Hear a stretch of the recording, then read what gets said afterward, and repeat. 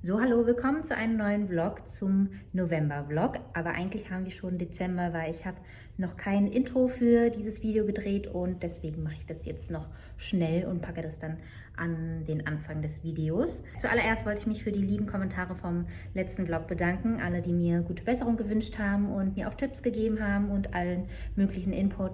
Vielen lieben Dank. Ja, mir geht es auf jeden Fall besser. Ich bin immer noch auf Cortison, aber so langsam schon am Absetzen. Ich habe manchmal so Panik, wenn ich dann so ganz komische Gefühle dann wieder in den Gelenken bekomme, aber vielleicht ist es einfach nur so in meinem Kopf. Und ja, ich will da jetzt nicht den Teufel an die Wand malen, aber ja.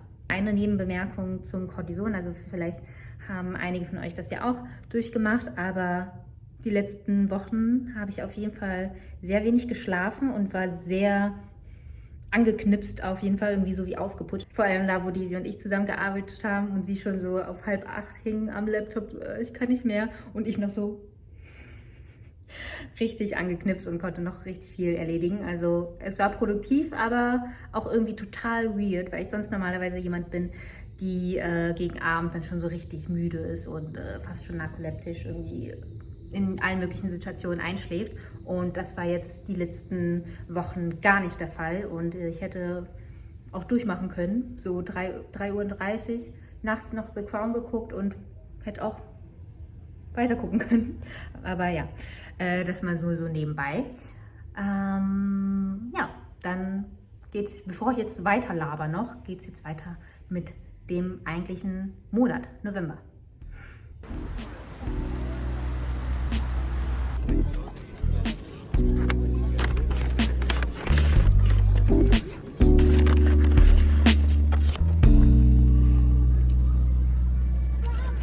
Geht das so? Mhm.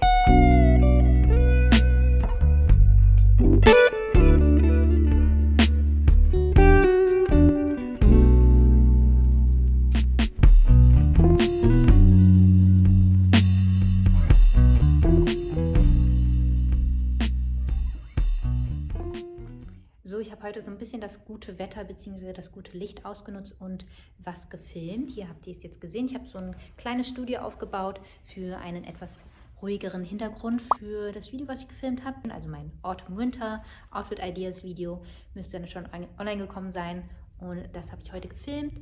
Und dann werde ich jetzt noch versuchen, 1, 2 Fotos zu machen für eine andere Sache und dann muss ich hier erstmal aufräumen, weil ich wieder so ein kleines Chaos verursacht habe. Moment.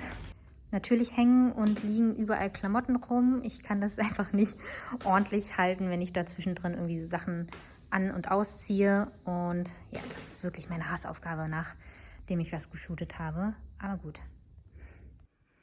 So, ein kleines Badezimmer-Update. Ich habe jetzt hier 2 neue Boxen besorgt, wo ich dann nochmal so Zeug reinmachen konnte. Und außerdem nochmal 2 von diesen Leinenboxen. Ich hatte vorher hier ja so weiße Handtücher, da habe ich jetzt das Toilettenpapier hingetan. Wir brauchen auf jeden Fall mal neues Toilettenpapier. Die Rolle steht eigentlich meistens hier. Und ja, dann sind jetzt in den Boxen die bunten Handtücher drin, die weißen Handtücher und dann halt Wäsche und Waschmittel. Und das sieht jetzt auf jeden Fall sehr viel ordentlicher aus als vorher. Da der Boden ja schon relativ wild ist, ist es schön, wenn es dann hier einfach ein bisschen neutraler bleibt. Ja, wie gesagt, dann sieht es einfach ordentlicher aus. Mir fehlen, glaube ich, noch so 2 Boxen, damit ich wirklich alles unterbringen kann. Die packe ich dann da oben hin. Und ich habe erst überlegt, ob ich Deko draufstellen möchte, also irgendwie eine Blumenvase oder so oder eine Pflanze. Aber ich glaube, das lasse ich, weil das Regal jetzt nicht so fest steht und wir haben es jetzt auch nicht hinten anbohren wollen. Und deswegen lasse ich das jetzt mal dekofrei. Vielleicht kann man hier eine schöne Pflanze hinmachen, die nicht allzu viel Licht braucht. Aber ja, ich bin sehr zufrieden Wie gesagt, fehlen nur noch 2 Boxen für den Krempel da oben. So, es ist jetzt Sonntag früh und ich laufe jetzt zu Anais und wir streichen heute ihr Wohnzimmer, weil wir bei ihr letztens schon die Raufasertapete abgenommen haben. Und heute ist Streichen angesagt und wir kleben jetzt schon mal alles ab. Und ich freue mich schon drauf, das zu streichen. Oh.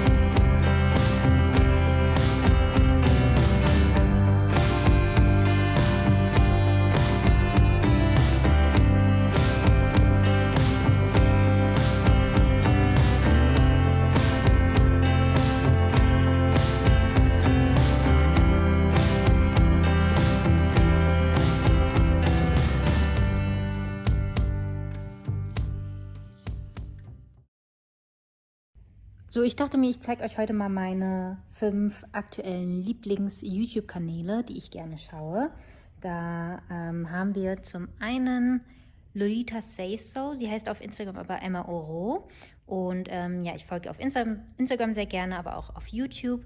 Und sie ist hauptsächlich Beauty-Bloggerin, wie man hier auch am Header erkennen kann. Aber sie ist halt kürzlich in ein neues Apartment gezogen und nimmt uns da so ein bisschen bei dem Renovierungsprozess mit.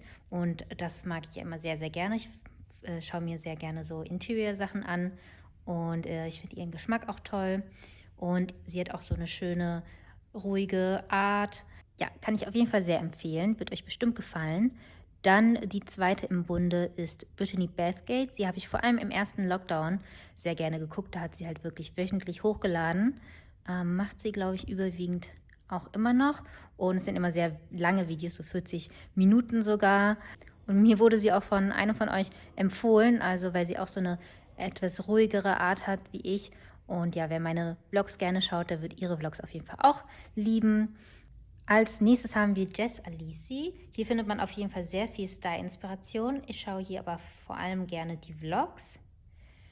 Und sie ist aus Australien. Und ja, ich fand ihre Art von Videos auf jeden Fall auch sehr schön. Generell ist es so ein Schema insgesamt, das kennt ihr auch von mir selbst. Es sind alles sehr ruhige, entspannte Videos. Und was haben wir als nächstes? Ach ja, Shot from the Street, Lizzie Hatfield, schaue ich auch sehr gerne. Vor allem 2018 und 2019 habe ich ihre Vlogs sehr gerne geguckt. Und auch hier findet man eine bunte Mischung von Vlogs und Fashion. Und als letztes haben wir einen OG-YouTuber sozusagen, Estee Lalonde, früher Essie Button. Sie folge ich schon super, super lange. Und auch wenn ich nicht immer alles schaue, irgendwie komme ich dann doch wieder auf sie zurück und kann da sozusagen nicht loslassen. Irgendwie hat das so ein bisschen Nostalgie-Feeling. Schreibt ihr mir mal, ob ihr sie auch schon so lange folgt. Ja, das wären so meine 5 Picks, Top-Picks, würde ich sagen. Ich glaube, dass die euch auf jeden Fall auch sehr gut gefallen werden.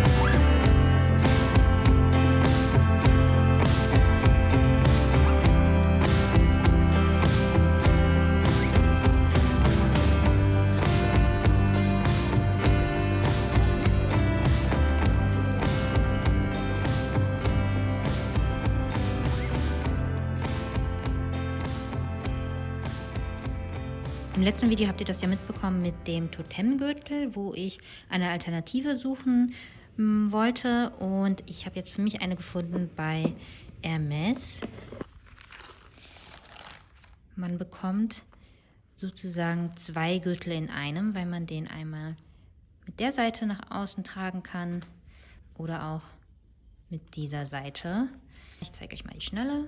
So, diese Schnalle hier habe ich ausgesucht. Man kann nämlich das so mix and matchen, wie man möchte. Also die haben verschiedene Schnallenformen und auch verschiedene Gürtelfarben. Ich habe jetzt schwarz und braun genommen und dann halt diese Schnalle, weil mir der Look hier am meisten gefällt. Ist auch sehr ähnlich zu dem von Totem. Ist auf jeden Fall eine andere Preisklasse, aber von der Qualität her besser. Kein Plastik, 2 Gürtel in einem. Und falls man doch irgendwie keinen Bock mehr auf den Gürtel haben sollte, denke ich, dass es auch einen besseren Wiederverkaufswert hat als Totem. So, ich zeige euch das jetzt mal kurz angezogen. Also ich habe einfach eine Jeans und ein Oberteil an und so einen Blazer. Ist ja eigentlich so auch schon cool, aber wenn man es halt nochmal ein bisschen anders haben möchte, dann kommt halt der Gürtel zum Einsatz. So, machen wir mal zu. Und hier auch.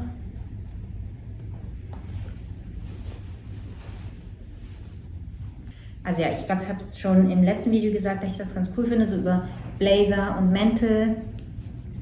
Einfach um da nochmal ein bisschen Abwechslung reinzubringen. Und ich finde, das ist eine schöne Alternative zu dem von Totem. Wenn nicht sogar schöner. Und wie gesagt, bessere Qualität. Ja, finde es ganz cool.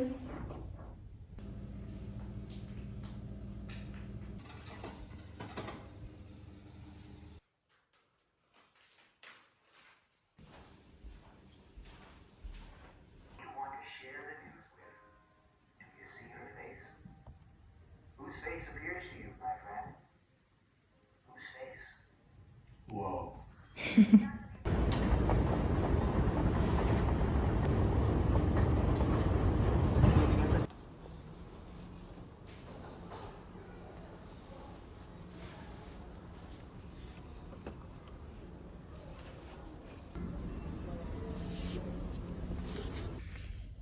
So, ich stelle euch mal kurz ab. Johannes und ich waren letztens im Baumarkt und haben mal geguckt nach so Wandvertäfelungen. Also wir haben uns nämlich gedacht, dass wir hier so im Wohnzimmer, also im kompletten Wohnzimmer, so Zierleisten anbringen möchten. Das kennt man so ganz typischerweise aus so Pariser Apartments. Und das wäre hier, glaube ich, ganz schön, weil wir ja so hohe Decken haben und das sonst relativ kahl ist. Also hier auch die 2 Wände, da steht jetzt nicht irgendwie großen Regal oder so davor. Und da wir selber ja gerne Sachen selbst in die Hand nehmen und einfach selber machen, dachten wir uns, okay, vielleicht gibt es da irgendwie eine Möglichkeit, um diesen Look zu kriegen, aber für weniger Geld.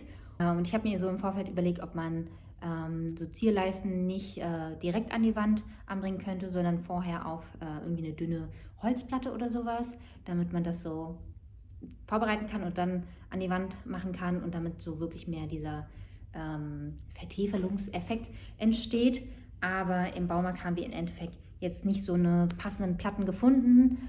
Und ja, ich zeige euch jetzt dann mal, was im Endeffekt unser erster Versuch sein wird. Ich hoffe, ihr könnt mich hören. So, ich habe jetzt mal die Wand als Beispiel, also ne, sehr leer. Dann haben wir hier unten so fette Fußleisten. Das hier nochmal ein bisschen weg. Und ja, dann haben wir uns gedacht, wir fangen damit an. Das ist auch eigentlich eine Fußleiste, aber das ist so das, was vom Look her am nächsten dran kam, zu dem, was wir ja, haben wollten. Und dann dachten wir uns, wir packen das so ungefähr hier dran. So. Und so ungefähr auf die Höhe, je nachdem. Und dann werden wir, glaube ich, noch so dünnere Zierleisten, hier diese Rechtecke, Vierecke, unten anbringen, direkt auf die Wand. Und ja, mal schauen, wie das dann aussieht. Es ist, glaube ich, ganz gut, wenn das so ein bisschen unterbrochen wird und das nicht so eine kahle Wand ist, sondern da einfach noch mal ein bisschen was dran ist. Und wenn alles super gut klappt und das vom Budget her auch passt, Dann könnten wir uns überlegen, ob man noch die großen Rechtecke oben drüber macht. Mal schauen, je nachdem. Ja, also das wäre jetzt erstmal die Idee. Mal gucken, wann wir es dann umsetzen können. Ich weiß nicht genau, wenn wir jetzt Zeit haben dafür. Aber ja, ich werde euch auf jeden Fall mitnehmen. Und eine Sache, die ich vergessen habe zu erwähnen, also man hat viele coole Zierleisten gefunden, aber meistens aus so einem komischen Material, so Styropor oder so. Und wenn man sich das so in Nahen angeschaut hat, zumindest die es im Baumarkt gab, fand ich nicht so schön. Also die sahen dann echt so fake aus. Und ich glaube, das würde voll komisch aussehen, wenn man die dann an der Wand hat. Deswegen haben wir uns halt für diese Fußleisten entschieden, weil die aus Holz sind und trotzdem relativ günstig. Und ja, nur mal so zur Info.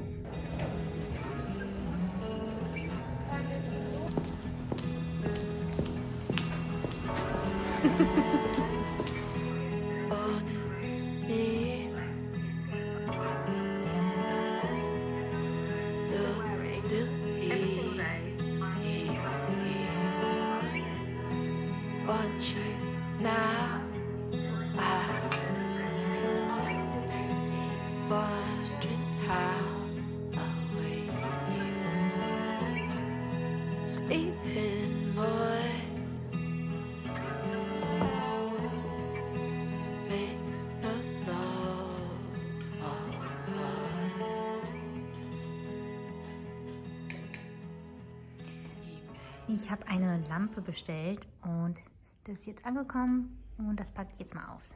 Eigentlich war die Lampe im Online-Shop schwarz, also hier so die Base von der Lampe und auch bei der Beschreibung stand Lamp Base Black drin und da war ich ganz erschrocken, dass die dann in dieser Farbe ankam und ein bisschen enttäuscht, ehrlich gesagt. Ich wollte jetzt mal gucken, wie das so aussieht. Also es ist trotzdem schön. Aber für dieses Zimmer will ich die, glaube ich, trotzdem in schwarz haben und dann werde ich die dann einfach schwarz anmalen, würde ich sagen. Also mit entweder Acrylfarbe oder der Farbe, die ich auch beim Balkon benutzt habe. Mir würde es, glaube ich, dann mehr gefallen, weil ich habe hier in diesem Zimmer ja mehr schwarze Details mit diesem Regal und auch mit dem Türko-Regal in der Ecke. Ja, dann male ich das einfach an. Fertig ist. Trotzdem eine sehr schöne Lampe. Ich mag die Form einfach sehr. Und ja, so viel dazu.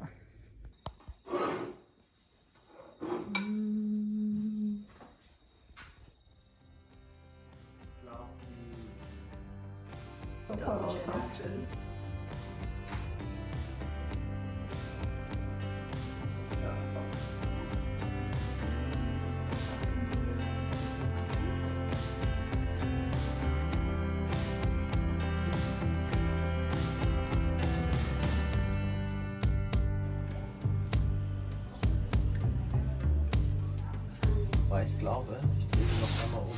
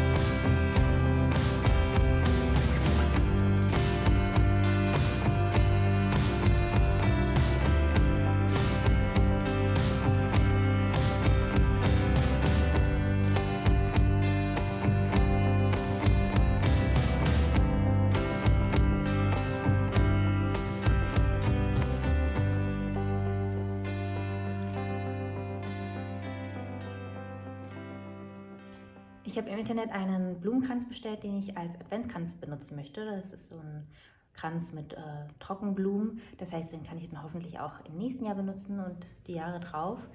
Und ja, der ist jetzt angekommen und den packen wir jetzt mal zusammen aus.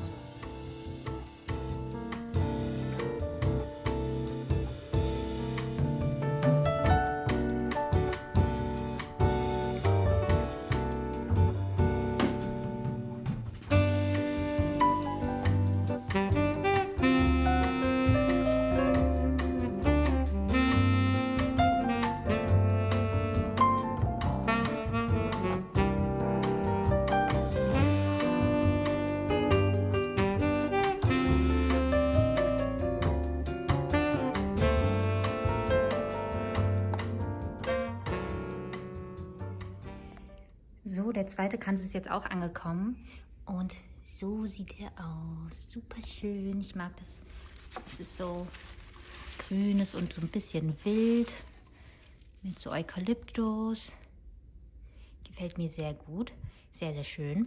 Und ich werde dann noch so ein paar Orangenscheiben im Ofen trocknen lassen und die dann auch so dran binden. Und dann werden wir das wahrscheinlich an die Tür hängen.